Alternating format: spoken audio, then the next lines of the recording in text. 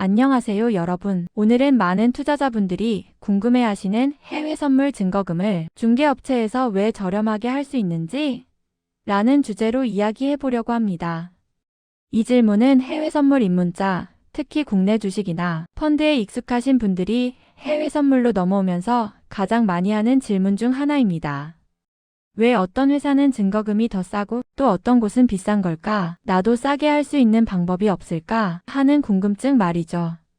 오늘 영상에서는 그 구조적인 이유와 실제 투자자 입장에서 알아야 할 핵심 포인트를 꼼꼼하게 정리해 드릴게요. 먼저 해외 선물에서 증거금이란 무엇인지 짚고 넘어갈게요. 해외 선물은 전체 계약 금액의 일부만 계좌에 예치하고 거래할 수 있는 구조입니다. 이 예치금이 바로 증거금입니다. 예를 들어 금 선물이나 나스닥백 선물 같은 경우 전체 계약금은 수만 달러가 되지만 실제로는 그 일부인 증거금만 넣고 거래할 수 있어요. 그래서 적은 자본으로도 큰 시장에 진입할 수 있는 거죠. 그런데 증거금이 왜 저렴하게 느껴질 수도 있고 어떤 중개업체에서는 비싸게 적용될 수도 있는지 궁금하시죠? 여기에 핵심 포인트가 있습니다. 첫 번째 이유는 중개업체별로 위험평가 기준이 다르기 때문입니다. 해외 선물 시장은 글로벌 거래소 CME, ICE 등에서 실제 가격이 결정되고 각각의 중개업체는 이 거래소의 규정에 따른 기본 증거금을 기준으로 자체적인 심사와 리스크 평가를 합니다. 이때 거래소가 정한 기본 증거금은 최소치이고 중개업체는 이를 기반으로 유지 증거금이나 추가 증거금 수준을 조정할 권한이 있습니다. 일부 중개업체는 위험 관리 정책을 강화하여 증거금을 높게 책정하지만 경쟁이 치열한 업체는 고객 유치를 위해 증거금을 낮게 유지하거나 인센티브를 제공하기도 합니다. 이 구조는 2026년에도 여전히 유효합니다. 최근 글로벌 금융시장이 변동성이 커지는 모습을 보이면서 거래소들도 기본 증거금을 일부 상향 조정하거나 스프레드를 확대하는 움직임이 나타났습니다. 하지만 중개업체들은 경쟁 환경에서 보다 많은 고객을 유치하기 위해 거래소가 요구하는 수준보다 낮은 조건을 제시하는 경우가 있습니다. 이를테면 동일한 나스닥백 선물 계약이라도 어중개사는 증거금을 10%로 제시하고 비중개사는 8%로 제시하는 경우가 생기죠.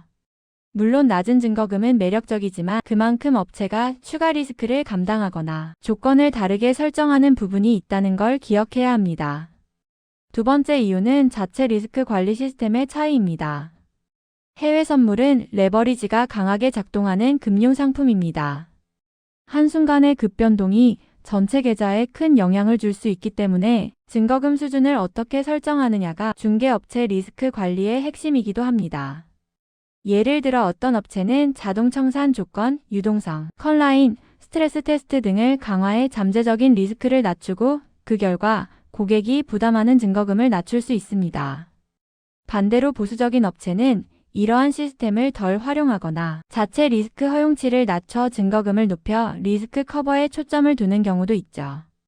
2026년 들어 연준 패드이나 ECB 같은 중앙은행의 금리 정책 논쟁이 계속되면서 시장 변동성이 높아지고 있고 이런 상황에서 증거금에 관한 리스크 평가 기준도 더욱 중요해졌습니다.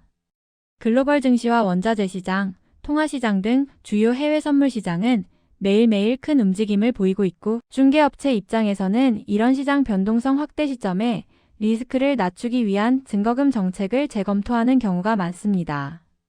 세 번째 이유는 고객 유형과 거래 패턴에 따른 차별화 전략입니다. 일부 중개업체는 장기 보유자나 스윙 트레이더 혹은 데이 트레이더 등 거래 성향에 따라 맞춤형 증거금 체계를 설정하기도 합니다. 예를 들어 단기 트레이딩을 자주 하는 고객에게는 낮은 증거금을 적용하고 장기 포지션 유지 고객에게는 다소 높은 증거금을 적용하는 식의 전략이 있을 수 있습니다. 이는 고객 유치를 위한 마케팅 전략과 리스크 세분화가 결합된 결과입니다. 따라서 같은 상품인데 왜 증거금이 다르지? 라고 느끼셨다면 아마 이런 영역의 차이도 한몫하고 있을 가능성이 큽니다. 네 번째 이유는 중개업체가 제공하는 서비스와 부가 혜택 차이입니다. 해외 선물 거래 플랫폼은 단순히 주문을 체결해주는 역할에서 벗어나 다양한 부가 서비스를 제공합니다. 예를 들어 실시간 뉴스 피드, 자동 주문 기능, 리스크 경고 시스템, 기술적 분석 도구 등을 무료 혹은 유료로 제공하는 경우가 있습니다. 이런 부가 서비스는 중개업체 입장에서는 운영 비용으로 연결되기 때문에 서비스 제공 범위에 따라 증거금 조건을 낮추거나 높이는 전략으로 활용되기도 합니다.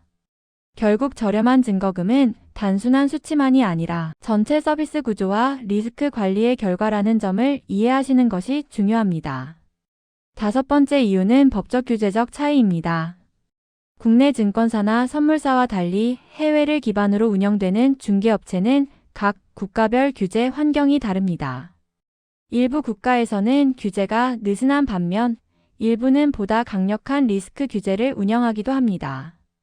이런 규제 차이로 인해 해외 선물 증거금 수준의 차이가 있을 수 있는데요. 예컨대 미국이나 유럽에 기반을 둔 중개업체는 해당 국가의 규제 조건을 반영해 증거금을 책정하지만 오프쇼어 법인을 통해 운영되는 업체는 다소 유연한 증거금 조건을 제공할 수 있습니다. 물론 저렴해 보이는 조건이 항상 좋은 선택은 아닙니다. 규제가 느슨한 곳은 투자자 보호 장치가 미흡한 면모를 보일 수 있으므로 신중한 판단이 필요합니다.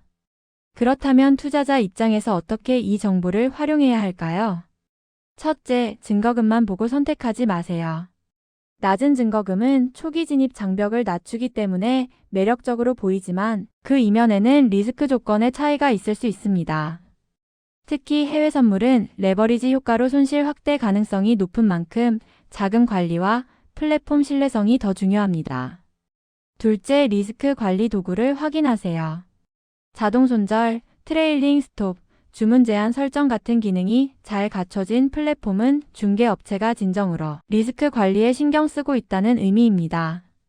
셋째, 규제 환경을 체크하세요. 투자하는 중개업체가 어떤 국가의 규제를 받고 있는지, 그리고 투자자 보호 장치가 어떻게 마련되어 있는지를 꼼꼼히 확인하는 것이 안전한 투자의 첫 걸음입니다. 요약하면 해외 선물 증거금이 중개업체마다 다르게 보이는 이유는 크게 5가지입니다. 첫째, 업체별 리스크 평가 기준 차이. 둘째, 자체 리스크 관리 시스템 차이. 셋째, 고객 유형에 따른 맞춤 전략. 넷째, 서비스 제공 범위에 따른 전략적 차이. 다섯째, 각국 규제 환경의 차이입니다. 저렴해 보여도 그 배경을 이해하고 선택하는 것이 무엇보다 중요합니다. 오늘 영상이 여러분이 해외 선물 거래를 준비하면서 증거금 구조에 대한 이해를 높이는 데 도움이 되셨기를 바랍니다. 다음 영상에서는 해외 선물 리스크 관리 전략과 초보자용 매매 팁을 더 쉽게 풀어드릴 예정이니 기대해주세요. 감사합니다.